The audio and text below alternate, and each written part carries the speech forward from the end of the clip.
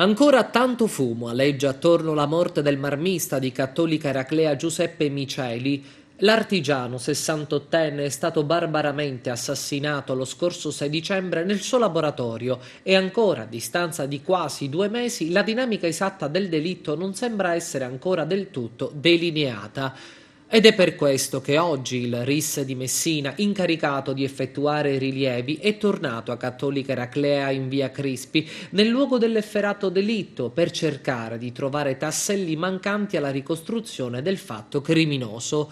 Dopo i primi rilievi effettuati il giorno del ritrovamento dai carabinieri della sezione scientifica di Agrigento, il sostituto procuratore Silvia Baldi ha disposto una nuova raccolta di prove perché si possa effettuare una comparazione. Non appena arrivati sul posto, i militari non hanno immediatamente escluso la possibilità di un incidente, anche se la ferita all'altezza del collo, probabilmente generata post mortem dalla caduta, e un'altra in prossimità della nuca, così come l'esame autoptico svolto il giorno dopo, hanno confermato che di aggressione si è trattato. Secondo quanto ricostruito anche attraverso la testimonianza del fratello del 68enne Giuseppe Miceli, vittima dell'aggressione, il marmista avrebbe dovuto avere in tasca qualche centinaio di euro ricavati da un lavoro portato a termine nella vicina Montallegro. All'atto del ritrovamento, però, sul corpo non è stato trovato quel denaro, motivo per cui una delle ipotesi sarebbe quella della rapina culminata poi con l'omicidio,